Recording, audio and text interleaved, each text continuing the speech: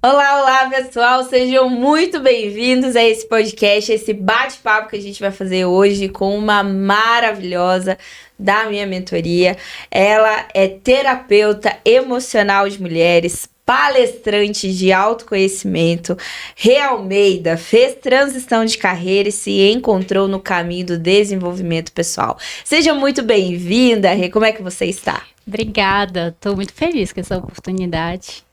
Era uma das coisas que eu mais queria fazer e olha só, é real, é possível, estou aqui. Exatamente.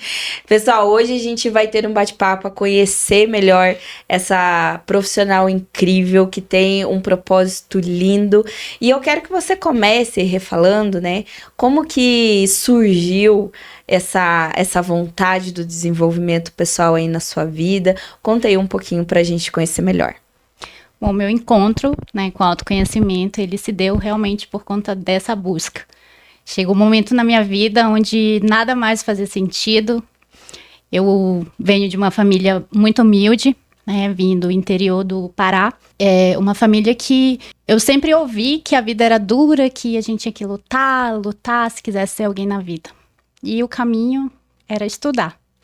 Então, foi uma das coisas que eu ouvi desde muito cedo. E isso gerou um certo inconformismo também, né? Porque eu não gostava daquela vida. Na verdade, eu odiava ser pobre.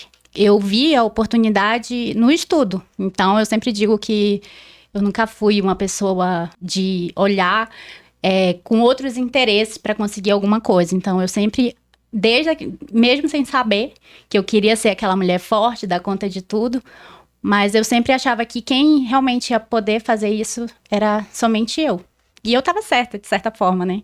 Acontece que eu fiz isso por muito tempo. Então, de certa forma, desde muito cedo eu aprendi a me virar. O que eu não sabia é que tinha uma ferida muito forte por trás de toda essa força. Não era só a minha inconformismo, né, de vir de uma família que tinha poucos recursos. Era muito mais profundo. Desde muito cedo, eu realmente me dediquei bastante aos estudos, consegui entrar numa faculdade, consegui fazer uma graduação e consegui ingressar no mercado de trabalho. E fiz isso por 10 anos da minha vida. E é claro que eu sou muito grata a tudo isso, né? Porque foi através disso que eu consegui construir o meu patrimônio, as coisas que realmente mudaram a minha mente de uma certa forma, para aquele momento, para aquela versão. Acontece que chegou um momento em que isso não trazia mais contentamento, não trazia mais satisfação de vida. Chegou um momento em que parece que nada disso fazia sentido para mim. Eu comecei a perceber que eu vivia tentando fugir daquela vida. Eu sempre falo que de segunda a sexta eu era uma pessoa e durante finais de semana eu era totalmente diferente, porque eu procurava anestesias emocionais, então eu buscava formas de lidar com todos os meus desafios durante a semana. E o final de semana eu era aquela Rê mais descontraída, que ia pra balada, que bebia, né, que tava ali nas festas. E na segunda-feira voltava o caos tudo de novo. E eu confesso que eu até fui fazendo isso por um bom tempo. Só que chegou um momento assim que o meu emocional ele começou a dar os sinais de que ele precisava ser olhado para isso, mas eu não tinha esse conhecimento. E depois eu entendi hoje com a mentalidade que eu tenho que de fato a gente só muda a nossa mentalidade através do autoconhecimento quando a gente começa a conhecer mais de nós mesmos. Cheguei a fazer acompanhamento psicológico, cheguei a tomar ansiolítico, né, porque eu cheguei numa fase que eu fiquei muito agressiva, então eu não sabia mais gerir isso no meu ambiente de trabalho, então sempre eu recebia esses feedbacks de que eu não tinha tato para falar, que eu não sabia me comunicar com a equipe, eu era uma pessoa que dava resultado, mas era aquele resultado sangrando. E eu ficava triste e ao mesmo tempo indignada, porque eu queria entender por que eu agia daquela forma, o que me levava a ser daquele jeito. Eu não gostava de ser daquele jeito, mas eu não conseguia ser de uma outra forma. E hoje eu entendo que as pessoas feridas, elas ferem, então eu não tinha como ser diferente. Então, na verdade, naquela época, quem estava no controle eram as feridas emocionais. E eu achava que eu estava sendo dona de mim, a mulher independente, a mulher forte, mas no fundo, o meu inconsciente ele já estava ali trazendo todos os sinais e eu não conseguia ver. Porque eu estava sempre preocupada com o ter. Então, eu queria, a cada 2, 3 anos, trocar de carro, queria estar num apartamento legal, queria comprar os meus sapatos. Só que eu não olhava pra mim, não olhava. Eu achava assim que eu nem precisava estar perto da minha família. E Rê, me diga uma coisa. O que aconteceu no meio, assim, de toda essa muvuca toda aí da sua vida, esses desafios, essa dificuldade ali no trabalho também, e que você estava vivendo ao mesmo tempo ali como se fosse duas versões suas, né? Uma no final de semana, uma durante a semana. O que aconteceu? Assim, qual foi o maior fato, o maior acontecimento para você parar e falar assim, não, essa vida aqui não vale a pena, isso aqui tá sendo pesado demais para eu carregar. Você abriu os olhos para uma nova vida e uma nova oportunidade, que é o que você tá trilhando agora. O que aconteceu? Qual foi esse rompimento? Foi o momento que eu fiquei extremamente doente. Eu já estava mal psicologicamente, mas essa enfermidade, ela acabou trazendo sinais onde o meu corpo, ele absorveu isso. Então, de uma forma muito rápida, eu comecei a sentir muitas dores, comecei a passar muito mal e eu sempre coloquei o meu trabalho como minha maior prioridade. Então, para mim, eu queria ser aquela pessoa reconhecida no que fazia. Então, eu me preocupava muito com a minha imagem. Eu queria ser muito vista. Hoje, com o entendimento que eu tenho, eu percebi que eu trabalhei uma boa parte da minha vida tentando provar algo para pessoas que nunca veriam esse valor. Porque o meu valor, ele estava no fazer. Então, se eu fizesse, se eu conseguisse algo, eu conseguiria provar que eu era muito boa naquilo. Então, rapidamente eu fiquei muito doente. E na época eu tive apoio de 2 amigas que foram fundamentais nessa jornada. Ela esteve comigo em todos os momentos, e nesse momento eu comecei a perceber como eu era vulnerável. Porque até então, eu tirava férias geralmente 2 vezes ao ano, e nesse tempo eu visitava rapidamente a minha mãe, ficava 1 semana, às vezes no máximo 10 dias, e aquilo preenchia um pouco daquela solidão, e depois eu voltava para minha vida. E quando eu percebi que nos momentos que eu mais precisava, no momento que realmente eu queria ter o amor, o acolhimento, eu estava sozinha. Quando eu entrava para a porta, na parte de dentro, do meu apartamento, e eu fechava a porta, eu me sentia totalmente, assim, solitária mesmo. E aquilo começou a me apavorar. Então, teve um momento na minha vida em que eu gostava muito de ficar sozinha, e eu chamava isso de solitude, e era ótimo. E depois eu estava fugindo disso. Eu detestava me sentir sozinha, então chegava a sexta-noite, eu já procurava alguma coisa para fazer. E quando eu fiquei doente, eu percebi, assim, como eu era pequena. Como que a minha arrogância, a minha prepotência, aquela coisa de, eu sou forte, eu não preciso de ninguém, eu dou conta sozinha, foda-se todo mundo. Eu percebi que isso de nada valia. Porque o que eu mais queria eu não tinha, que era o amor, E era como se, no fundo, eu quisesse muito isso, mas ao mesmo tempo eu não me sentia merecedora disso. E aí foi um momento que eu fiz uma retrospectiva, eu falei, poxa, eu não tô mal se eu fazer aqui uma análise, das pessoas na minha faixa etária aqui. As pessoas falavam muito isso, nossa, você é nova, mas já tem isso, tem a sua casa, tem isso. E eu achava isso legal, só que dentro tinha um vazio, tinha um buraco ali muito grande. Eu não sabia que isso estava totalmente relacionado à minha dinâmica familiar. Eu não sabia que pelo fato de que eu não tinha me resolvido com a minha mãe, e isso fazia realmente eu não me sentir preenchida. E nem aceitar amor. Então, foi quando eu tive que fazer cirurgias, para resolver a parte física, mas ficou um buraco ali no emocional. E mesmo eu fazendo o acompanhamento psicológico, eu não conseguia entender. Só que isso despertou essa busca dessas respostas. Eu queria me entender, eu queria entender o meu funcionamento. Eu queria saber por que eu era uma pessoa muito raivosa, por que eu era uma pessoa muito difícil, não de lidar em si, mas eu era uma pessoa que tinha dificuldade para confiar. Eu era uma pessoa que entrava, eu queria muito um relacionamento saudável, mas eu era muito tóxica. Eu era a pessoa que eu entrava para competir. E, de certa forma, eu até gostava de me sentir ali, acima.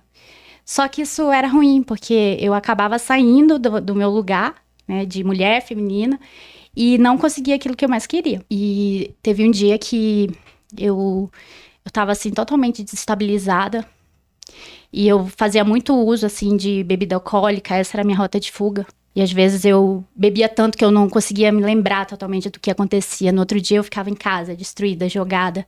E aí nesses momentos assim, eu ficava olhando pra mim como se eu fosse uma pessoa miserável. E eu ficava me perguntando o que vale eu ter as coisas que eu tenho. E agora eu tô aqui, sozinha, sendo que eu queria só o colo da minha mãe, queria o abraço dela. E eu não tinha. Porque depois eu entendi que não era ela que se afastava de mim, era eu que me afastava dela. Porque eu não sabia quem era minha mãe.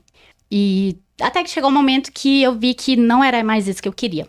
Porque eu já não conseguia performar dentro do trabalho. Eu não conseguia mais entregar o que eu costumava entregar. Então, foi aí que eu percebi que eu precisava de um plano B. E o meu plano B era ficar perto da minha mãe.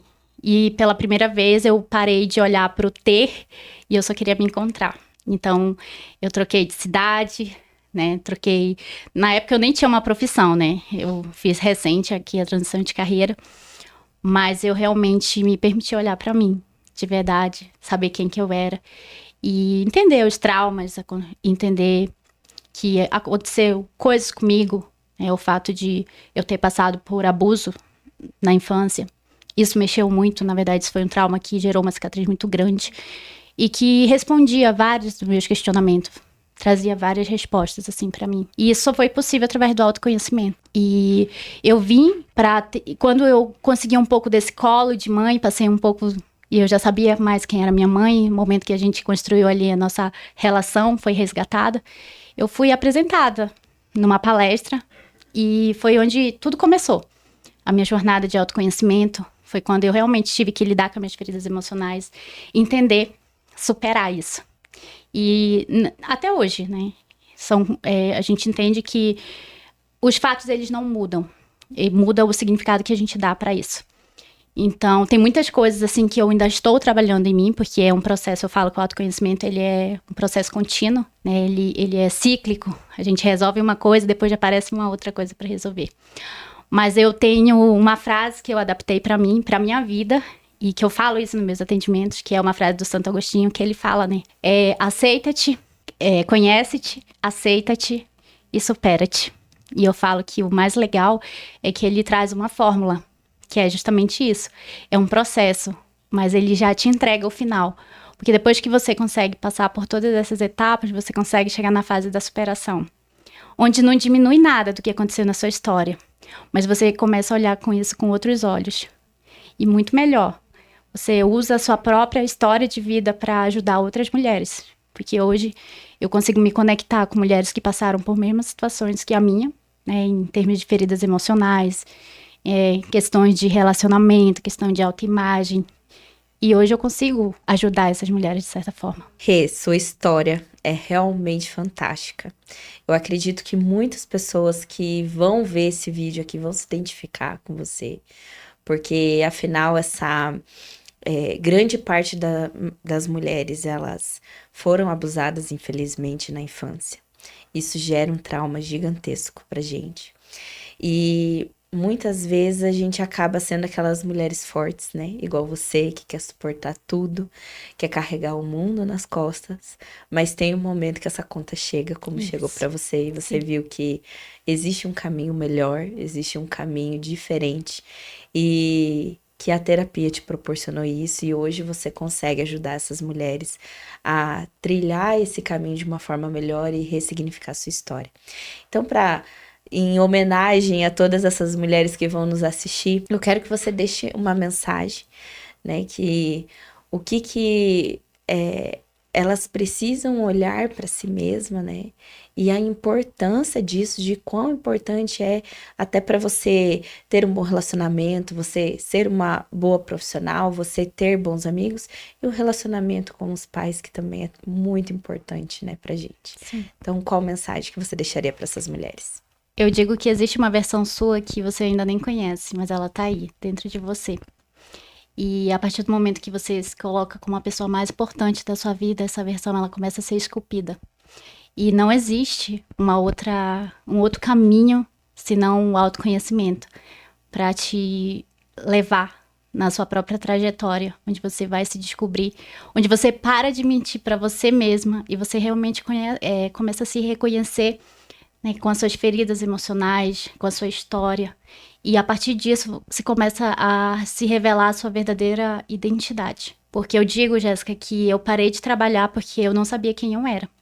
E eu voltei a trabalhar justamente porque eu já tinha uma identidade. E como parte desse processo, por ser uma história vivida, eu sabia exatamente o que eu precisava fazer para ajudar outras mulheres que estão na mesma situação que eu estava. E sempre quando eu tenho uma oportunidade, eu ouço, converso nos atendimentos, eu sempre falo, você sou eu antigamente. Muito obrigada, Rê, pela sua participação. Espero que você tenha gostado, que você também que nos assistiu tenha gostado aqui desse bate-papo.